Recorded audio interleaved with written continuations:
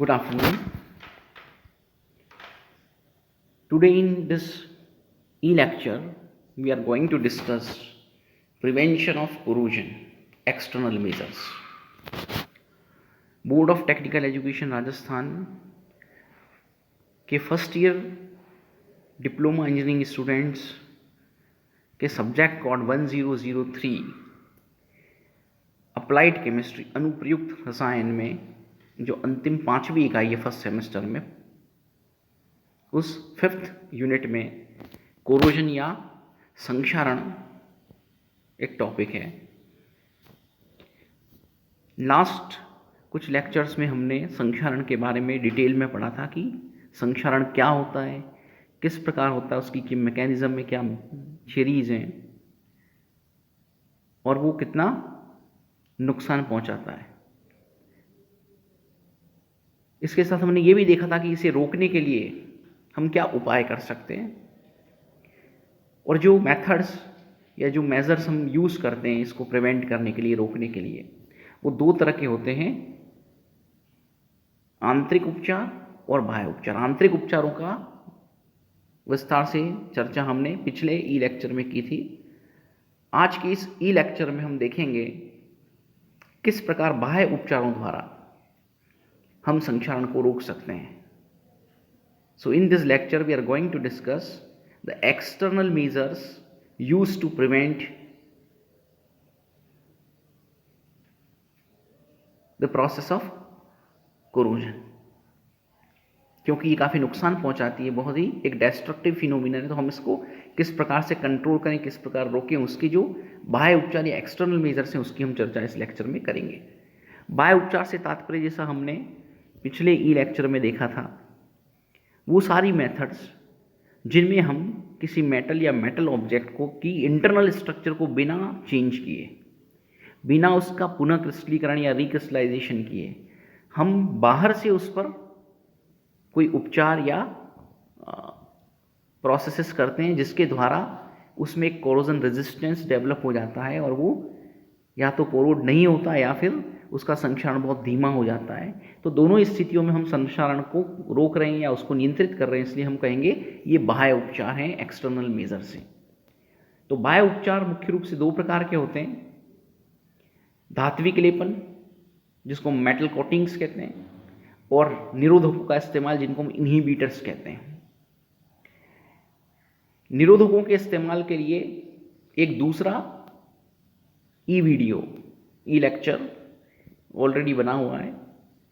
तो आज के इस लेक्चर में हम बात करेंगे कि मेटल कोटिंग्स जो हैं, है ना, यानी बाह्य उपचारों में धात्विक लेपन या मेटल कोटिंग्स की जो मेथड्स हैं उनको हम किस प्रकार से संक्षारण की रोकथाम के लिए प्रयुक्त कर सकते हैं। How can we use the metal coating external measures to prevent the destructive process of corrosion, destructive phenomenon of corrosion. How can we control by using these methods? Okay, तो देखिए धात्विक लेपन की जो विधियां हैं, जैसा कि स्लाइड में स्पष्ट रूप से हमको दिख रहा है, ये भी फिर 5 अलग तरह से हो सकती हैं। धात्विक लेपन का तात्पर्य कि हमारी जो मूल धातु है जिसको हमें संक्षारण से बचाना है, जिसको हमें कोरोजन से प्रोटेक्ट करना है, उस पर हम अन्य धातुओं की परत चढ़ाते हैं, इसलिए इसको हम धात्विक लेपन कहते हैं। लेकिन ये अलग अलग प्रकार से अलग अलग विधियों द्वारा किया जा सकता है और अलग अलग परिस्थितियों में आवश्यकता अनुसार कोई एक तरीका अधिक उपयुक्त हो सकता है या कम उपयुक्त भी हो सकता है। तो ये निर्भर करता है कि परिस्थितियाँ क्या हैं और हम किस प्रकार के धातु या मेटल ऑब्जेक्ट को कोरोजन से बचाना चाहते हैं, उसके ऊपर डिपेंड करेगा कि हम मेटल कोटिंग्स के लिए, धात्विक लेपन के लिए इनमें से किस तरीके या विधि को प्रयुक्त करते हैं। तो सबसे पहले जो मेथड है इसमें वो है पिघली धातु में डुबा करके, hot dipping method. Hot dipping is a very common method, जैसे कि नाम से ही पता चल रहा है कि इसमें जो हम मूल धातु है उसको एक दूसरी धातु जिसकी परत चढ़ानी है उसके घोल में उसको डुबा करके और बाहर निकालते हैं और फिर सुखाने पर उसकी परत उस पर चढ़ जाती है। दूसरा तरीका जिसको हम कहते हैं मेटल क्लैडिंग या धात्विक आच्छादन, इसमें हम मूल धातु के ऊपर लेपित की जाने वाली धातु की परत को एक तरफ या दोनों तरफ दृढ़तापूर्वक बंधित करते हैं, यानी उसमें एक परमानेंट फिक्सेशन किया जाता है लेयर का, और वो एक तरह से पूरी तरह से मूल धातु की सरफेस पर बॉन्डेड हो जाती है, बंधित हो जाती है। तो हम कहते हैं ये धात्विक आच्छादन या मेटल क्लैडिंग है। तीसरा जिसको हम कहते हैं विद्युत लेपन या इलेक्ट्रोप्लेटिंग। इलेक्ट्रोप्लेटिंग, इसमें हम विद्युत धारा का उपयोग करते हैं, प्रोसेस ऑफ इलेक्ट्रोलाइसिस को इस्तेमाल करते हैं, उसके द्वारा हम हमारी जो मूल धातु होती है उसके ऊपर दूसरे धातु की परत चढ़ाते हैं। तो ये विद्युत लेपन विधि कहलाती है, इलेक्ट्रोप्लेटिंग कहलाती है, जिसके द्वारा हम मूल धातु के ऊपर दूसरी धातु की परत चढ़ाते हैं या मेटल कोटिंग चढ़ाते हैं। चौथी जो है वो है सीमेंटीकरण, सीमेंटेशन। इसमें हम मूल धातु पर अन्य धातु की परत इस तरह से चढ़ाते हैं कि मूल धातु की सरफेस या परत पर मिश्र धातुओं की परत का निर्माण हो जाता है। और फिर फाइनली धात्विक फुहार, मेटल स्प्रेइंग। इसमें लेपित की जाने वाली धातु को हम घोल के रूप में लेते हैं और उसको स्प्रे गन से स्प्रे करते हैं मूल धातु के या धातु के ऑब्जेक्ट के ऊपर, और उस तरह से उस पर एक स्थायी परत चढ़ाते हैं। तो उसको हम कहते हैं कि एक दृढ़ परत चढ़ती है, जिसको हम कहते हैं धात्विक फुहार या मेटल स्प्रेइंग। तो आइए एक एक करके हम इन सभी की विस्तार से चर्चा करते हैं। Okay, so very the first is hot dipping, पिघली धातु में डुबाकर। हॉट डिपिंग या पिघली धातु में डुबाकर, तो जो लेपित की जाने वाली धातु है, यहाँ क्या जरूरी है, उसका गलनांक कम होना चाहिए, और जो मूल धातु है जिसको हमें प्रोटेक्ट करना है उसका गलनांक सफिशिएंट हाई, माना पर्याप्त उच्च होना चाहिए। अन्यथा क्या होगा कि हम जब लेपित की जाने वाली धातु को गलाकर उसका घोल लेंगे और उसमें जब हम मूल धातु को डुबाएंगे तो मूल धातु का गलनांक कम है, अतः पिघली हुई धातु के घोल में वो भी घुल जाएगी, और ऐसी स्थिति के अंदर हमारा उद्देश्य पूरा नहीं हो पाएगा। अतः यहाँ पर लेपित की जाने वाली धातु का गलनांक निम्न होना चाहिए, और जिस धातु पर लेपन करना है, मूल धातु जिसे हमें प्रोटेक्ट करना है कोरोजन से, जिसे हम संक्षारण से बचाना है, उसका गलनांक पर्याप्त उच्च होना चाहिए। अब क्या प्रोसेस करेंगे, क्या प्रक्रिया करेंगे, बहुत सिंपल है कि हम जिस धातु का लेपन करना है उसको गला करके, पिघला करके, और उसके घोल में जो हमारी मूल धातु है जिसको प्रोटेक्ट करना है, जिसको बचाना है, हमें संक्षारण से रोकना है जिसको, तो उसको संक्षारण से बचाने के लिए हम उस घोल में डुबा कर रखेंगे और फिर उसको बाहर निकाल लेंगे। तो सूखने पर क्या होगा, जो मूल धातु है उस पर ये पिघली हुई धातु की एक परत चढ़ जाएगी जो सुरक्षात्मक आवरण का कार्य करेगी उसके लिए। तो इस तरह से वो कोरोजन से उसको बचाएगी और या कोरोजन रेजिस्टेंस उसमें डेवलप कर देगी। अब यहाँ भी दो तरह से हम देखते हैं। उदाहरण के लिए हम देखते हैं गैल्वेनीकरण, जिसको गैल्वेनाइजेशन कहते हैं। वो क्या है, लोहे पर जस्ते की परत चढ़ाना, इसको हम कहते हैं गैल्वेनीकरण या गैल्वेनाइजेशन। और लोहे पर उसके संक्षारण को बचाने के लिए, उस पर जंग न लगे उसके लिए टीन की जो परत चढ़ाते हैं, टीन धातु की, एसएन की, उसको हम कहते हैं टिनिंग। ये दोनों ही इसके उदाहरण हैं। लेकिन यहाँ दोनों में फ़र्क क्या है कि हम गैल्वेनीकरण में लोहे पर जब जस्ते की परत चढ़ाते हैं तो जस्ता अधिक क्रियाशील धातु है लोहे की तुलना में। अतः क्या होगा कि जस्ते का संक्षारण होगा, वातावरणीय परिस्थितियां अनुकूल होने पर मेटल कोरोजन किसका होगा, जिंक का होगा, और लोहा बचा रहेगा। इसको हम कहते हैं सैक्रिफिशियल प्रोटेक्शन, यानी at the cost of zinc we will protect iron from rusting और कोरोजन। तो जस्ते की परत जहाँ जहाँ से भी वो टूटेगी वहाँ लोहे की परत क्या होगी, वातावरण में एक्सपोज हो जाएगी। लेकिन यह खास बात क्या है कि जस्ता अभी भी अधिक क्रियाशील है और वो लोहे की सतह पर उपस्थित है। अतः जब तक जस्ते की इस परत बनी हुई है तब तक जो लोहे की सतह है उस पर संक्षारण की प्रक्रिया नहीं होगी। अतः दरारें पड़ जाने के बावजूद भी क्या होगा, यहाँ जो लोहा या आयरन है उसका कोरोजन या संक्षारण नहीं होगा, उस पर जंग नहीं लगेगा। इसलिए ये बहुत ही महत्वपूर्ण विधि है जिसको हम गैल्वेनीकरण या गैल्वेनाइजेशन कहते हैं। That is zinc layer on iron surface, लोहे की सतह पर जस्ते की परत लगाने की प्रक्रिया को हम गैल्वेनाइजेशन या गैल्वेनीकरण कहते हैं। दूसरा जिसको हम टिनिंग कहते हैं, उसमें हम लोहे पर टीन धातु की परत चढ़ाते हैं, है ना। तो लोहे पर टीन धातु की परत जब हम चढ़ाते हैं तो टीन या एसएन है, it is much less reactive than iron. ये क्रियाशीलता में क्या है, लोहे से कम है। तो जब इसकी परत चढ़ा दी जाती है तो इस दृढ़ परत के रहते हुए जो नीचे लोहे की परत है उसका संक्षारण नहीं होता है। मेटल ऑब्जेक्ट जो आयरन का है उसकी कोरोजन या रस्टिंग नहीं होती है, उस पर जंग नहीं लगती है। लेकिन जैसे ही ये परत कहीं से भी टूटेगी तो वहाँ से जो नीचे लोहे की परत है वो वातावरण के संपर्क में आ जाएगी, एटमॉस्फेरिक गैसेस, मॉइस्चर वगैरह के कॉन्टैक्ट में आएगी।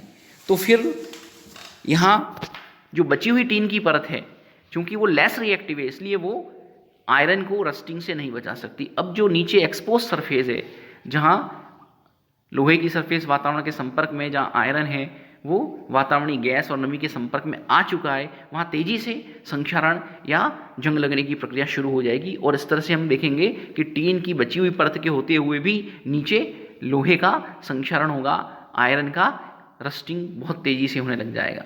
तो इस तरह से हम देखते हैं ये अलग अलग प्रक्रियाएं हैं, लेकिन दोनों में हमने क्या किया, पिघली धातु में डुबा करके मेटल कोटिंग को लगाया है हॉट डिपिंग मेथड के through. So both are the examples, galvanization, गैल्वेनीकरण, एंड टीनिंग, दैट इज जिसको हम टीनिंग कहते हैं। Then the second method is धात्विक आच्छादन, जिसको हम कहते हैं मेटल क्लेडिंग।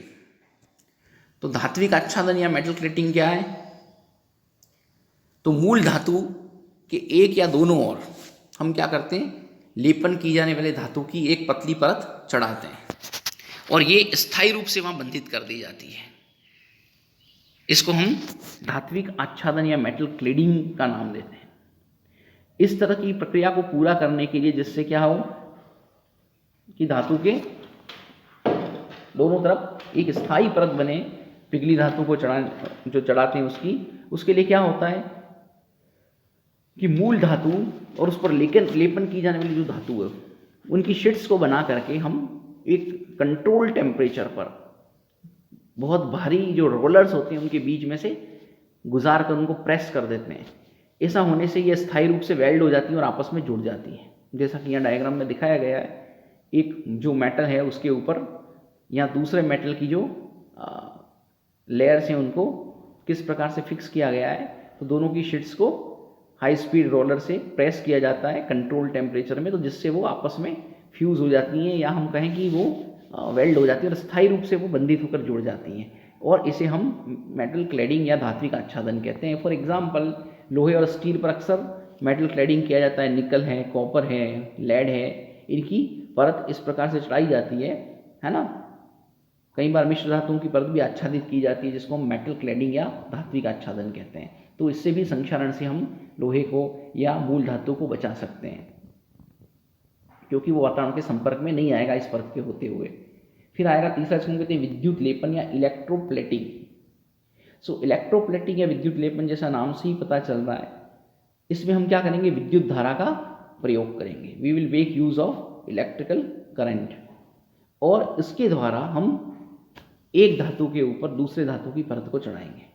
जिस धातु को हमें संक्षारण से बचाना है, संक्षारण प्रतिरोध उसमें डेवलप करना है, उसको बचाने के लिए, उसको कोरोजन से बचाने के लिए, उसको संक्षारण से बचाने के लिए हम उसके ऊपर दूसरे धातु की परत किस प्रकार चढ़ाएंगे, विद्युत धारा का प्रयोग करके। तो यहाँ खास ध्यान रखने की बात क्या होता है कि यहाँ जिस धातु को हमें बचाना है, यानी जो मूल धातु है जिसको हमें कोरोजन से प्रोटेक्ट करना है, उसको हम यहाँ इस इलेक्ट्रोलाइटिक सेल में कैथोड बनाएंगे। यानी उस पर रिडक्शन होना चाहिए, अपचयन होना चाहिए। और जिस धातु की परत हमें चढ़ानी है, जिस धातु की परत का लेपन करना है सुरक्षात्मक आवरण बनाने के लिए, तो लेपन की जाने वाली धातु को हमें एनोड बनाना पड़ेगा। यानी उसे हम एनोड की तरह इस इलेक्ट्रोलाइटिक सेल या विद्युत अपघटनी सेल में प्रयोग करेंगे। और इन दोनों इलेक्ट्रोड के बीच में हमें क्या करना पड़ेगा, एक विद्युत अपघट्य लेना पड़ेगा, इलेक्ट्रोलाइट का सोल्यूशन लेना पड़ेगा। तो वो सोल्यूशन हम क्या करेंगे, जो लेपे जाने वाली धातु है जिसकी परत हमें चढ़ानी है, उसके किसी लवण का हम उपयुक्त लवण का विलयन या बनाकर लेंगे दोनों के बीच में। और जब इस तरह से हम व्यवस्था करके करंट फ्लो करेंगे तो क्या होगा, जो एनोड है यानी जिस धातु का लेपन करना है, वो धीरे धीरे आयनों में बदल करके विलयन में घुलती जाएगी। और विलयन में इसके जो आयन हैं वो आयन फिर ऋणात्मक इलेक्ट्रोड कैथोड की ओर गति करेंगे और वहाँ जा करके उनका अपचयन होगा। वहाँ जाकर वो गेन ऑफ इलेक्ट्रॉन से क्या होंगे, रिड्यूस होंगे, अपचयित होंगे और उनकी परत स्वतः ही उस कैथोड के ऊपर जमा होने लग जाएगी। और इस तरह से हम देखेंगे कि जो मूल धातु थी जिसे प्रोटेक्ट करना था, जिसका हमने कैथोड बनाया था, उसके ऊपर एक सुरक्षात्मक आवरण के रूप में दूसरे धातु की परत स्वतः ही चढ़ जाएगी। तो इस प्रोसेस को हम कहते हैं इलेक्ट्रोप्लेटिंग या विद्युत लेपन, है ना। जैसे अक्सर लोहे या स्टील के ऊपर हम टीन की, क्रोमियम की, है ना, निकल की, कॉपर की जो परत चढ़ाते हैं, है ना, तो उसके लिए इस विधि का प्रयोग किया जाता है। इसे हम विद्युत लेपन कहते हैं, है ना।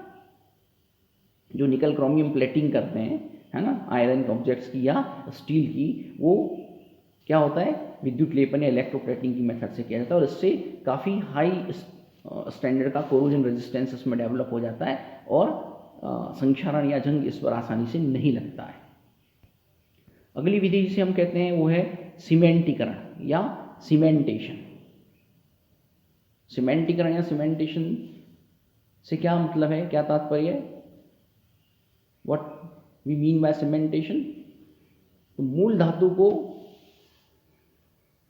उस पर लेपित की जाने वाली धातु के चूर्ण के साथ गर्म करते हैं, जिससे मूल धातु पर एक सुरक्षात्मक आवरण बन जाता है।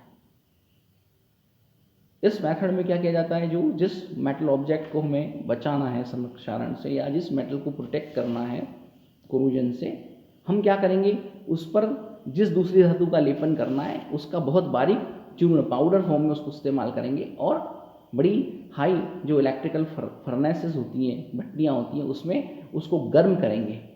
तो ऐसा करने पर, धातु के साथ गर्म करने पर, वो धातु का जो चूर्ण है वो मूल जो धातु है उस या मेटल ऑब्जेक्ट है उसकी सरफेस पर अपने आप डिपॉजिट होकर के एक प्रोटेक्टिव कवरिंग, एक सुरक्षात्मक आवरण बना देगा। और इस आवरण की जो मोटाई है, थिकनेस है, वो आवश्यकता अनुसार जैसा हमें रिक्वायरमेंट है, हम जो ट्रीटमेंट दे रहे हैं, उपचार दे रहे हैं, उस समय टेम्परेचर द्वारा, ताप को कम ज़्यादा करके नियंत्रित की जा सकती है, कंट्रोल की जा सकती है।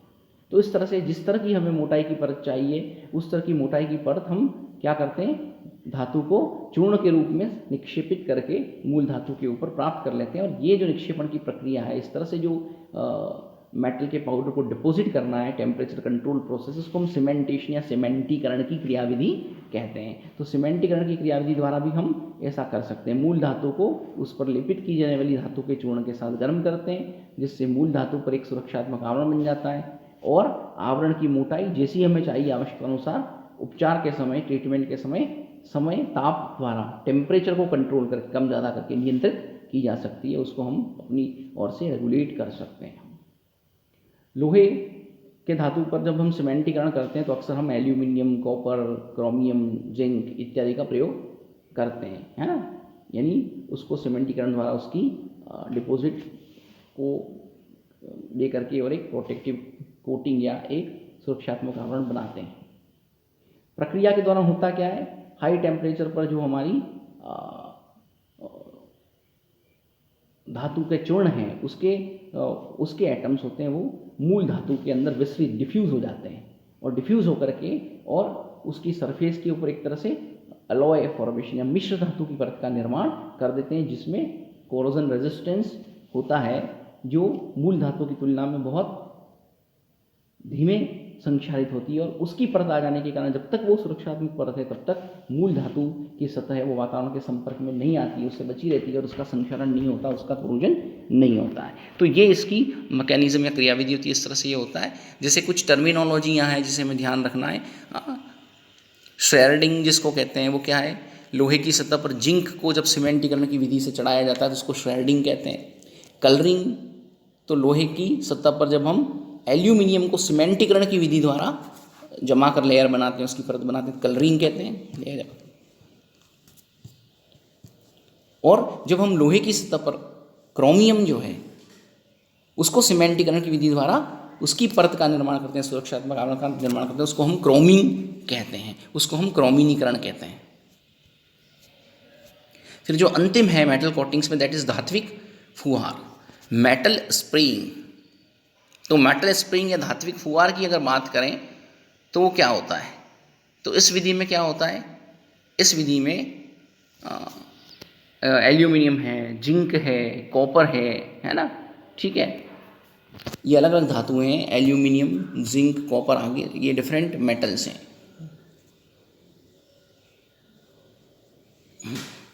इनको हम क्या करते हैं, पिघला लेते हैं, पहले मेल्ट कर लेते हैं, लिक्विड फॉर्म में ले आते हैं, और फिर एक स्प्रे गन होती है जिसमें प्रेशर को कंट्रोल किया जा सकता है। उस स्प्रे गन के अंदर भर के उसके द्वारा हम जो मूल धातु है जिसको बचाना है संक्षारण से, या जो मेटल ऑब्जेक्ट है जिसको कोरोजन से प्रोटेक्ट करना है, हम उसके ऊपर इसका एक लेयर स्प्रे करके बनाते हैं जो यूनिफॉर्म थिकनेस का, एक जैसी मोटाई का होता है।